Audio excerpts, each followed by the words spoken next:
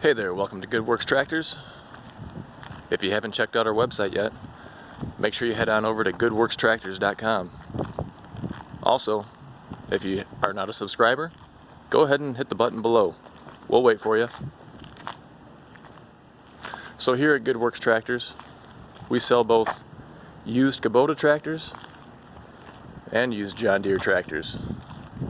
We do take trade-ins from other manufacturers such as Kioti, LS, New Holland, Mahindra, and so on. So in this video, I'm going to go over the reasons that John Deere is better than Kubota. Don't worry though, I'm also making a video going over the reasons that Kubota beats out John Deere. Each of them have their strengths and their weaknesses. Let us know what you think below in the comments section. So here we go, reason number one. John Deere has switched over to a polyresin, a polymer panel for their hoods, their fenders, and their decks. Kubota is going to have metal hoods and fenders and decks. Okay, across the board. While you might think that's a more durable material, and there's a case to be made for that, I'd like to take this example of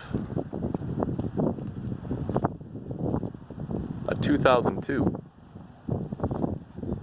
John Deere 4610. Okay, and notice the rubber floor mat here as well. That's standard. Very clean. You can see some light scratching here and there. Hood up top here, great shape. Just a few light scratches. Let's head on over to the Kubota. So that John Deere was a 2002. This Kubota is a 2012. So you can see here, scratches show up on the hood. Take a look at that floorboard. Functionally, it's just fine. But the paint's all worn off. Take a look at the inside of these fenders here. A lot of scratches on there.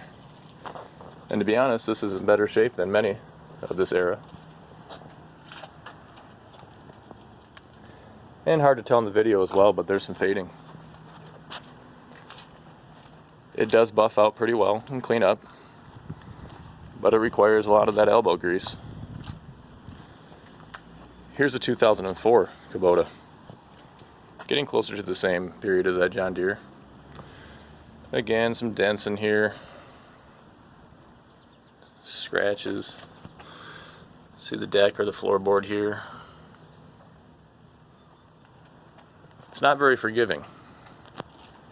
If you hit it just right, it's going to be there forever. Okay? So I feel like these polyresin panels hold up better over time. They maintain their color, not nearly as quick to fade. They are very resistant to cracking and breaking. I've had a couple that have been cracked or broken, but overall they're going to maintain a better cosmetic appearance over the course of time. So reason number two, John Deere is better than Kubota. Let's take a look here at the hydrostatic configuration. See these two pedals here? There's one arrow going forward, one reverse. That is a side-by-side pedal configuration there. Push one, you go forward, push the other, you go reverse. Notice the floorboard space that's available still. Let's head on over to a Kubota. Take your pick. There's a couple different styles here. I'll show you both. So here is their treadle pedal. This is a heel toe configuration. Push down with your heel and you'll go reverse, and with your toe and you go forward. Additionally, what's that right above there? Well, that's the foot brake.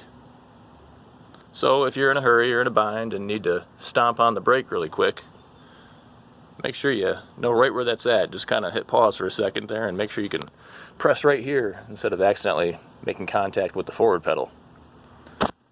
I don't think that's a very smart design. Let's go look at the other version of the treadle pedal.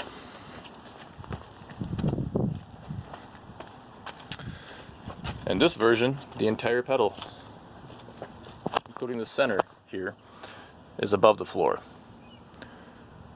This is even worse in my opinion. It's very uncomfortable to leave your foot up here and try to rock back and forth. But if you put it down below, it's easy to get your toe caught underneath here. Now some folks will use their toe to push up on this on the underside to go in reverse. But most folks are going to put their foot on top here for forward and on top here for reverse. And again, you'll see the foot brake right above the forward pedal.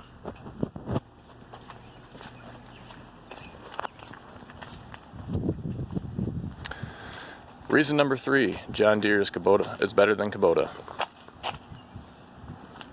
Built-in parking stands on their front end loaders. Again, this is a 2002 model year. You can see it's built in right there. And I'm not saying that Kubota doesn't have their own version of a built-in parking stand, but I'll show you the difference.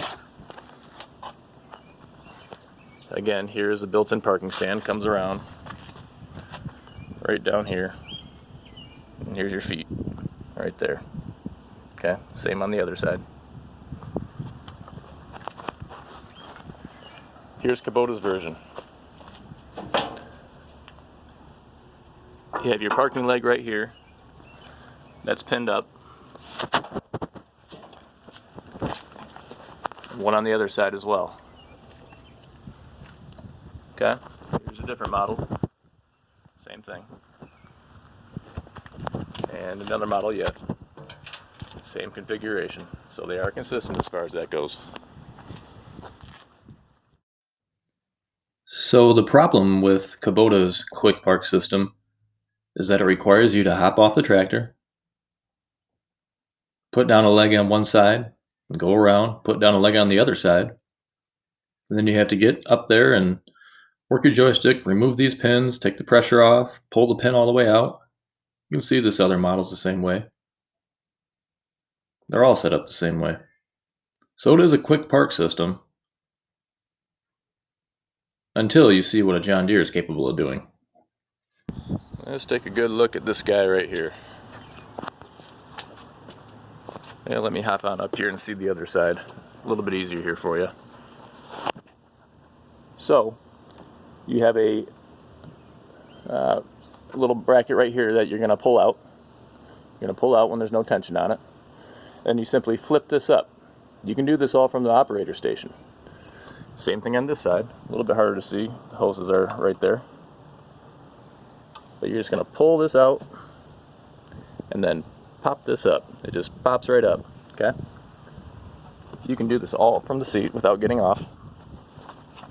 Because, guess what? That built-in parking stand, it drops down on its own. So after those pins are released on this side and this side, or those retention springs, you work that loader joystick, and these arms right here and right here, they start to raise up, and this parking stand here that you can see down here, it goes down at the same time. You don't have to get off the operator station. It's a lot quicker, a lot more functional. Except for the Model D120 loader, which is at the very entry level of the John Deere subcompact market. Every other bucket is going to be quick attach. It is a John Deere quick attach, but it is still quick attach nonetheless. Kubota, well, you see 2 out of these 3 Kubotas are pinned on. Okay, you've got pins right here where this greasable Zerk is at, down here as well. So you can see how these buckets are pinned on. They're not easy to take on and off. It's the standard way that the buckets are going to come, but it is an upgrade to go with the skid steer quick attach style, which is a very common style of quick attach on loaders and the construction industry as well. It's just that you have to pay extra for it, where John Deere includes it.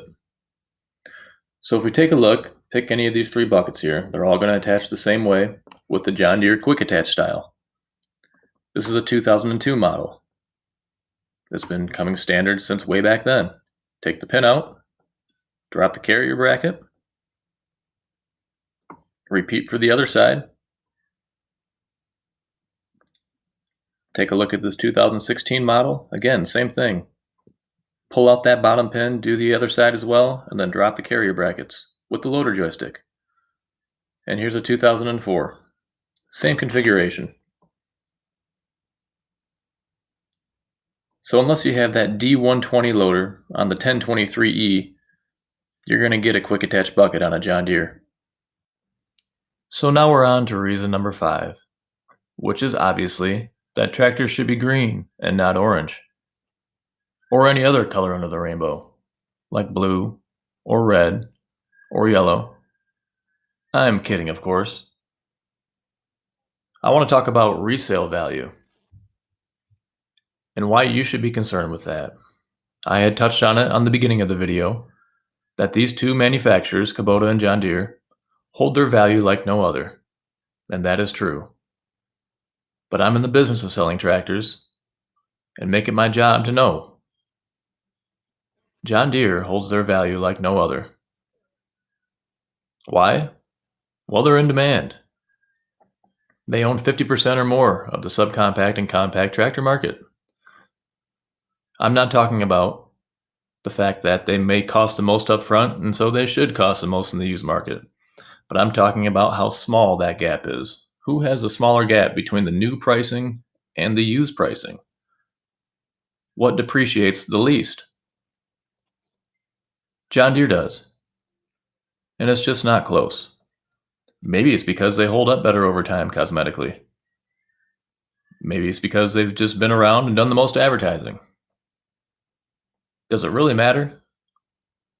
The point is that you want to buy something as a buyer that is going to be worth something, worth the most at the end of the day. I'm concerned with that, not just with tractors, but with any significant purchase, whether it's a car or a boat or a trailer or a house. So you should look long and hard and consider that with your purchase. They're both great tractors and will do a good job for you. They're reliable, great parts availability, and service and dealer support. Lots of information online about them as well.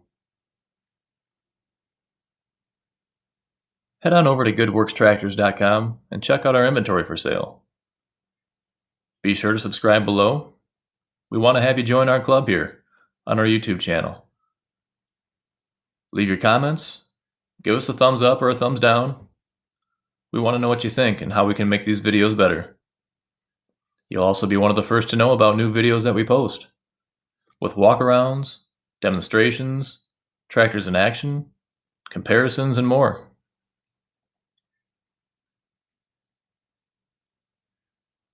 So thanks again for watching, and have a great day.